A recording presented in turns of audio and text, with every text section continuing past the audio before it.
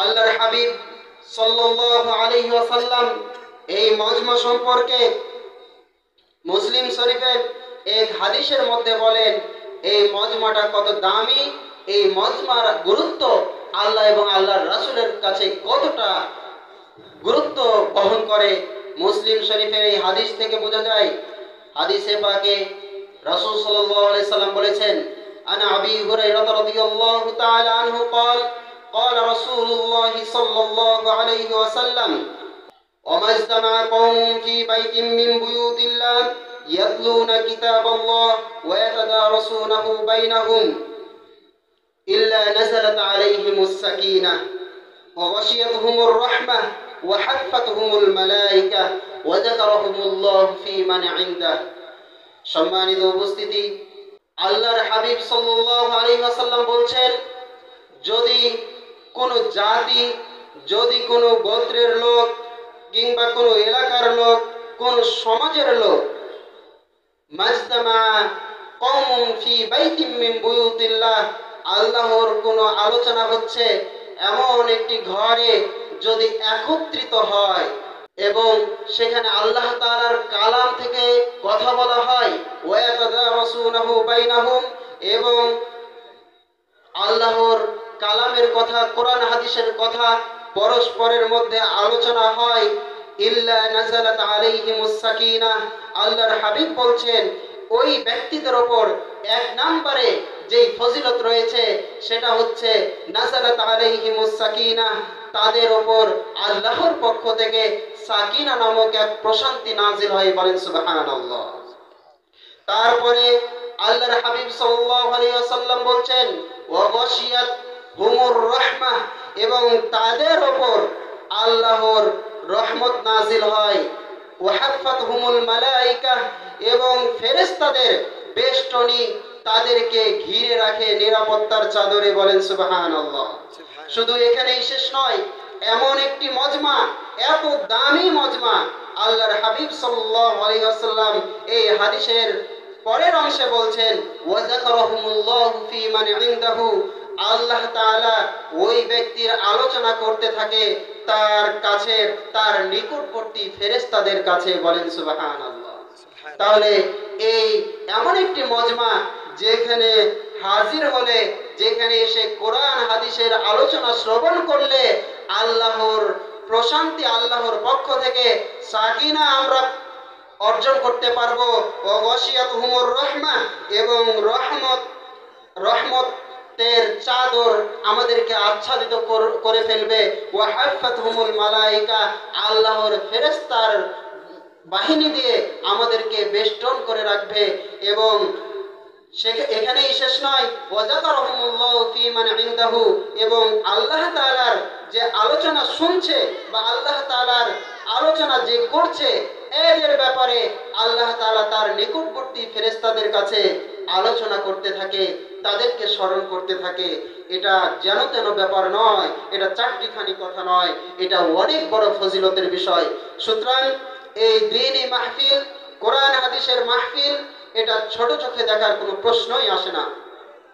সুতরাং আমরা যারা এখনো এদিক ওদিক ঘোরাফেরা করছি, বিভিন্ন দোকানে, বিভিন্ন চায়ের স্টলে, বিভিন্ন কসমেটিক্সের দোকানে আমরা যারা অযথা সময় নষ্ট করছি, আমরা অযথা সময় নষ্ট না করে আমরা এই ফজিলতগুলো অর্জন করার জন্য হলেও এই কোরআনের মজমায় একত্রিত হয়ে যায়।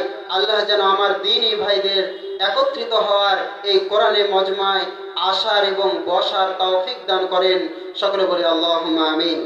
সম্মানিত উপস্থিতি, এই মজমাটা এমন একটি মজমা, এমন একটি মহল, যেই মহলে একমাত্র তারাই উপস্থিত হতে পারে যাদের কপালে আল্লাহ তাআলার সাকিনা নামক, আল্লাহ তাআলার রহমত আল্লাহ তাআলা লিখে রেখেছেন।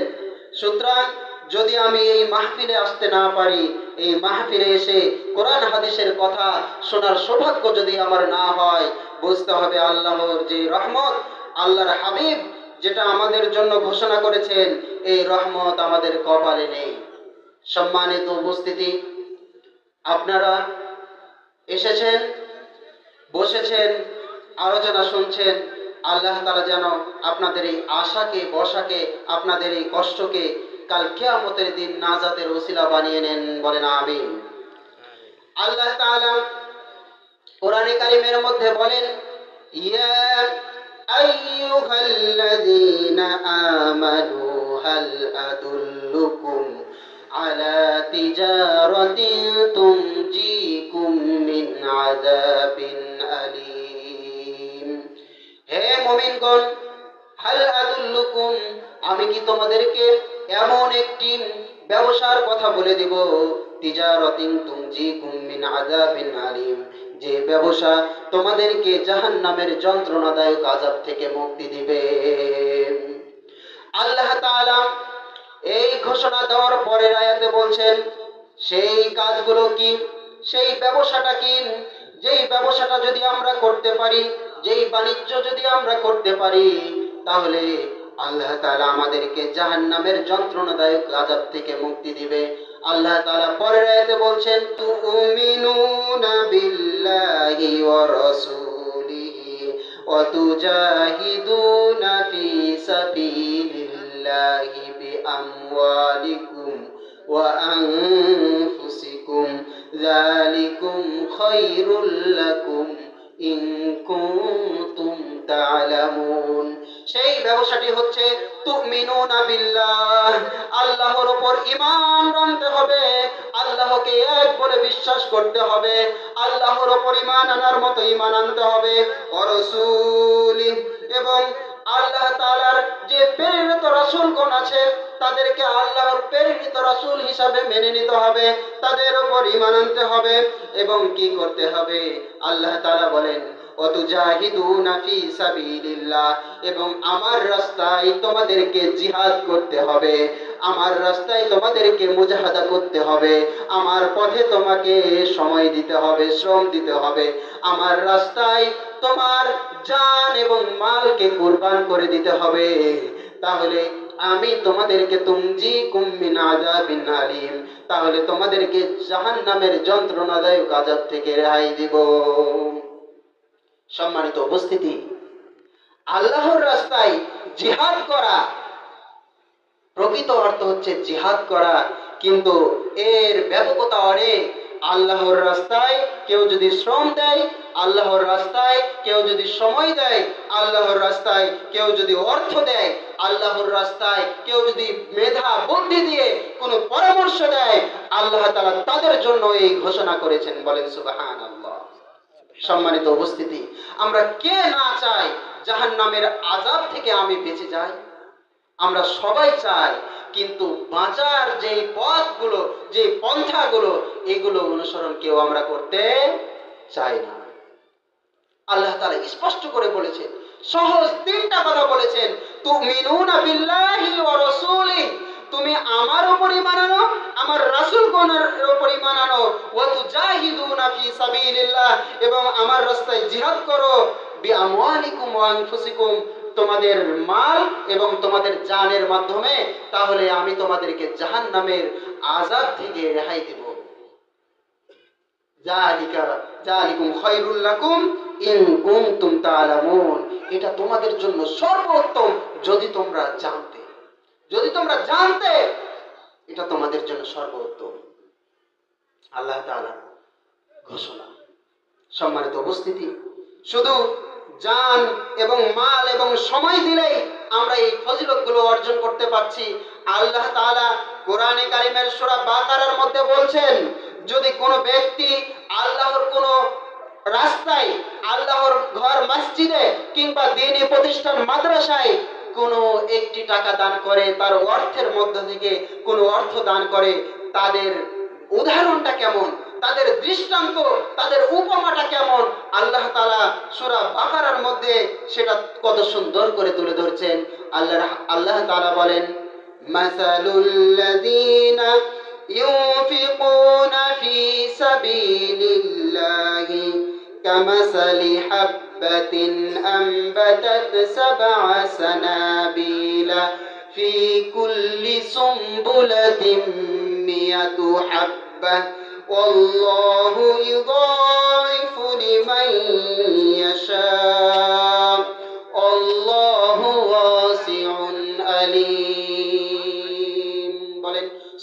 সুবহানাল্লাহ। আল্লাহ তাআলা বলছেন, আমার রাস্তায়, আমার পথে, আমার ঘর মসজিদে, আমার দিন প্রচারের জায়গা মাদ্রাসায় কোনো ব্যক্তি যদি দান করে, কোনো ব্যক্তি যদি সহযোগিতা করে, তাদের দৃষ্টান্ত, তাদের উদাহরণ কেমন? আল্লাহ তাআলা বলছেন, মাসালুল লাযীনা ইউনফিকুনা ফি সাবিলিল্লাহি কামাসালি হাববাতিন, আমার পথে যারা খরচ করবে তাদের দৃষ্টান্ত, তাদের উপমা হচ্ছে এমন একটি শস্য দানার মতো, আমবাতাত সাবআ সানাবিল, যেই শস্য দানা থেকে 7টা শীষ উৎপন্ন হবে। বলেন সুবহানাল্লাহ। একটি শস্য দানার মতো, যেই একটি শস্য দানা থেকে কয়টা শীষ উৎপন্ন হবে? কয়টা শীষ গজাবে? সাবআ সানাবিল, 7টা শীষ গজাবে। বলেন সুবহানাল্লাহ। অফি কুল্লি সুমবুলাতিন মিয়াতু হাব্বা, এখানেই শেষ নয়, বরং প্রতিটি শীষেই থাকবে 100টি করে দানা। আল্লাহর রাস্তায় যারা দান করবে তাদের উপমা, তাদের দৃষ্টান্ত হচ্ছে এটা, যে যারা আল্লাহর রাস্তায় দান করবে তাদের দানের দৃষ্টান্তটা হচ্ছে এমন একটি শস্য দানার মতো, যেই শস্য দানা থেকে 7টা শীষ গজাবে আর প্রতিটি শীষে থাকবে 100টি করে দানা। বলেন সুবহানাল্লাহ। এটা এটা কম সম ফজিলত? আল্লাহর রাস্তায় অর্থ দান করার ফজিলত কি এটা খুব কম? মানে আপনি 1 টাকা দান করবেন 700 টাকার সওয়াব, 1000 টাকা দান করবেন 700,000 টাকার সওয়াব। বলেন সুবহানাল্লাহ। আল্লাহ তাআলা বলে শুধু এখানেই ক্ষান্ত হয়নি, আল্লাহ তাআলা বলছেন, আল্লাহু ইদাইফু লিমান ইয়াশা, আল্লাহ চাইলে কারো জন্য এর চেয়েও বহু গুণে বৃদ্ধি করে দিতে পারে। বলেন সুবহানাল্লাহ। সম্মানিত উপস্থিতি, আল্লাহর ঘর মসজিদে কিংবা আল্লাহর দিন প্রচারের জায়গা, আল্লাহর দিন শিক্ষা করার জায়গা মাদ্রাসায় কোনো ব্যক্তি যদি কোনো অর্থ শ্রম দান করে, তার এই দান কোনোদিনও বৃথা যেতে পারে না। আল্লাহ তাআলা নেককারদের কষ্টকে, নেককারদের পরিশ্রমকে কখনো বৃথা যেতে দিবে না। আসুন আমরা এই দিন প্রচারের, দিন শিক্ষা করার একটি জায়গা এই মাদ্রাসায় আমরা স্বতঃস্ফূর্তভাবে অংশগ্রহণ করি। এই মাহফিলে অংশগ্রহণ করে আপনি মাহফিলকে সফল করবেন, আপনার দ্বারা মাহফিল উপকৃত হয়ে যাবে, মাদ্রাসা উপকৃত হয়ে যাবে, এই চিন্তা থেকে বেরিয়ে আসতে হবে। বরং আপনি ভাববেন, আমি এই মাহফিলে যাব আমার নিজের নফসের ইসলাহের জন্য, নিজের আখিরাতকে সুন্দর করার জন্য, নিজের জীবনকে গোছানোর জন্য। তাহলে এই মাহফিলগুলো আমাদের জন্য হেদায়েতের ওসিলা হয়ে যাবে। সম্মানিত উপস্থিতি, এই মাহফিল মাদ্রাসার উন্নতি কল্পে আয়োজন করা হয়েছে। এই মাদ্রাসার উন্নতির দিকে আমাদের সবাইকে স্বতঃস্ফূর্তভাবে অংশগ্রহণ করতে হবে এবং খেয়াল রাখতে হবে, নজর রাখতে হবে। কারণ এই মাদ্রাসাগুলোই আমাদেরকে এমন সন্তান উপহার দেয়, যেই সন্তান আমার মৃত্যুর পরে সাদকায়ে জারিয়া হিসাবে কিয়ামত পর্যন্ত সওয়াবের খাতায়, আমল নামায় সওয়াব জমা হতে থাকবে। বলেন সুবহানাল্লাহ।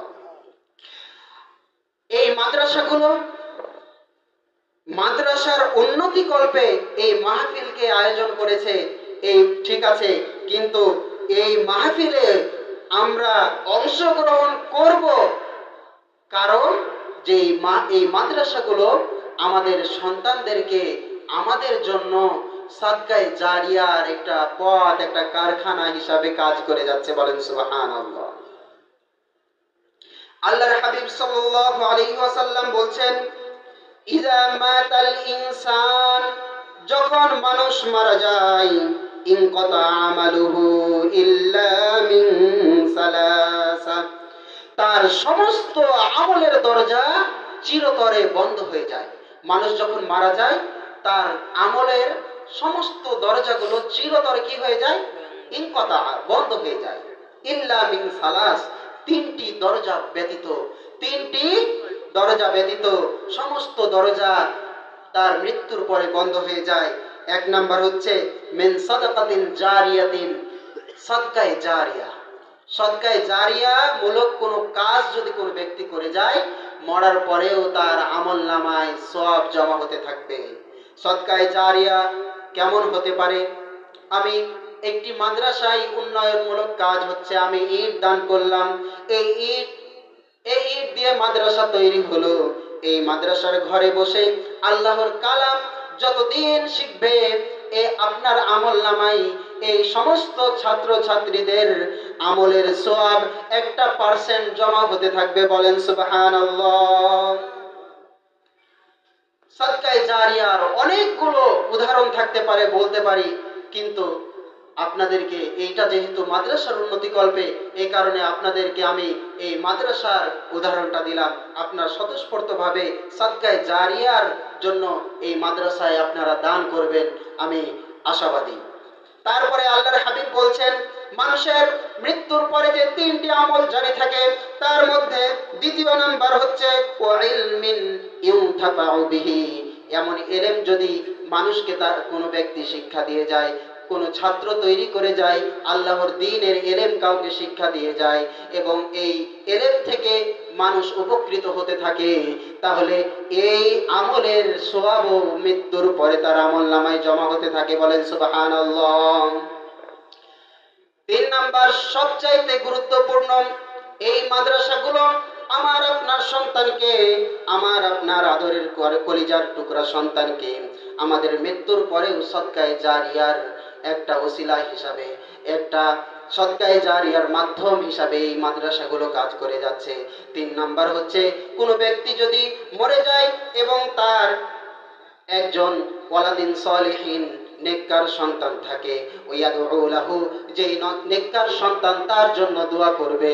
আল্লাহর হাবিব বলছেন, এই নেককার সন্তানের যত আমল, নেক আমল থাকবে, এই আমল থেকে তার পিতার আমল নামায় সওয়াব জমা হতে থাকবে। বলেন সুবহানাল্লাহ। সম্মানিত উপস্থিতি, তাহলে এই মাদ্রাসাগুলোতে দান করলে এই মাদ্রাসার উপকার নাকি নিজের উপকার? অবশ্যই আমার নিজের উপকার, অবশ্যই আমার নিজের উপকার। আমি হয়তো দান করে ভাবছি আমি 10,000 টাকা দিলাম, মাদ্রাসার অনেক বড় উপকার হয়ে গেল। সম্মানিত উপস্থিতি, এটা তো ঠিক আছে, মাদ্রাসার উন্নয়ন হলো, মাদ্রাসার উপকার হলো, কিন্তু প্রকৃত অর্থে আপনি দান করছেন কেন? মাদ্রাসার উপকারের জন্য নাকি আপনার আখিরাত সুন্দর করার জন্য, সওয়াব হাসিলের জন্য? অবশ্যই আমরা আল্লাহকে রাজি খুশি করার জন্য, সওয়াব অর্জনের জন্যই দান করি। দানটা যদি সদকায়ে জারিয়া হয়, তাহলে আমরা মৃত্যুর পরেও আমাদের আমল নামায় সওয়াব পেতে থাকবো। বলেন সুবহানাল্লাহ। সম্মানিত উপস্থিতি, আল্লাহর হাবিব সাল্লাল্লাহু আলাইহি ওয়াসাল্লাম এই 3 শ্রেণীর মানুষের কথা বলেছেন, যারা মৃত্যুর পরেও সওয়াব পেতে থাকবে, সওয়াব পেতে থাকবে। কিন্তু আল্লাহর হাবিব সাল্লাল্লাহু আলাইহি ওয়াসাল্লাম বলছেন, মানুষের জন্য সবচেয়ে, এই দুনিয়াতে থাকা অবস্থায় সবচেয়ে উত্তম দান কি? আল্লাহর হাবিব সাল্লাল্লাহু আলাইহি ওয়াসাল্লাম এই হাদিসের মধ্যে উল্লেখ করে বলছেন, ফাওয়াল্লাহি, আল্লাহর কসম, লা ইয়াহদিয়াল্লাহু বিকা রাজুলান ওয়াহিদান, যদি তোমার মাধ্যমে আল্লাহ তাআলা কোনো একজন ব্যক্তিকে হেদায়েত দান করে, তাহলে খায়রুল লাকা, এটা তোমার জন্য সর্বোত্তম হবে। কেমন উত্তম হবে? মিন আইয়াকুনা লাকা হুমুরুন নাআম, আরবের লাল উট দান করার চাইতে এটা তোমার জন্য অনেক বেশি উত্তম। বলেন সুবহানাল্লাহ।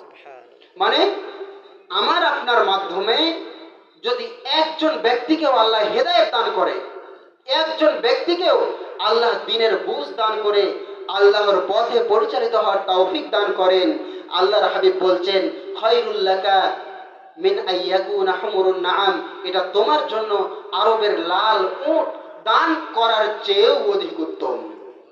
বলেন সুবহানাল্লাহ। সম্মানিত উপস্থিতি, আমি আপনি কয়জন মানুষের সাথে ভালো আচরণ দিয়ে, ভালো দ্বীনের জ্ঞান দিয়ে তাকে ওয়াজ নসিহত করে দ্বীনের পথে আনতে পারি? কয়জন? আমাদের বন্ধু বান্ধব, আমাদের আশেপাশের লোকজন সব, আমি যেমন সেও তেমন।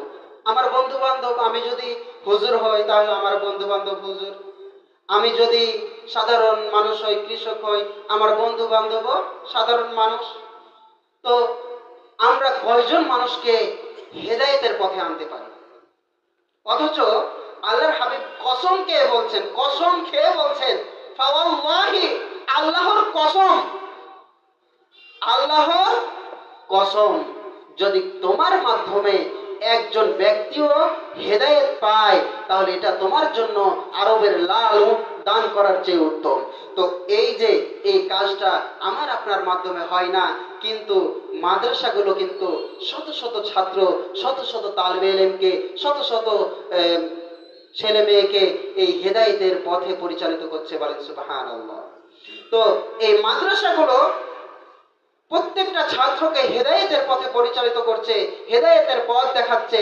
তো এই মাদ্রাসাতেও যদি আমরা সহযোগিতা করি, তো আল্লাহর হাবিব যে কসম খেয়ে বলেছেন, ফাওয়াল্লাহি, আল্লাহর কসম, যদি লা ইয়াহদি আল্লাহু বিকা রাজুলান ওয়াহিদান, একজন ব্যক্তিও যদি তোমার মাধ্যমে হেদায়েত পায় তাহলে খায়রুল লাকা, তোমার জন্য সর্বোত্তম হবে মিন আইয়াকুনা হুমুর নাম, আরবের লাল উট দান করার চেয়ে। তাহলে এই মাদ্রাসাগুলো যেহেতু এরকম মানুষকে, এরকম ছেলে মেয়েকে হেদায়েতের পথে ডাকছে, তাহলে এই মাদ্রাসায় যদি আমরা সহযোগিতা করি, এই মাদ্রাসায় যদি শ্রম দিই, তাহলে অবশ্যই অবশ্যই এই ফজিলত আমরাও হাসিল করতে পারবো, আরবের লাল উট দান করার চেয়েও আমরা সওয়াব বেশি অর্জন করতে পারবো।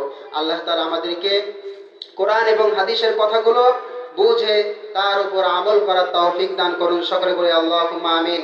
সম্মানিত উপস্থিতি, আমি বলছিলাম একটি মাহফিলে যে আমাদের সন্তানগুলো নষ্ট হয়ে যাচ্ছে, আমাদের সন্তানগুলো নষ্ট হয়ে যাচ্ছে বিভিন্ন পারিপার্শ্বিক পরিবেশের কারণে, বন্ধু বান্ধবের কারণে নষ্ট হয়ে যাচ্ছে। আমাদের সন্তানগুলোকে রক্ষা করার দায়িত্ব হচ্ছে আমাদের।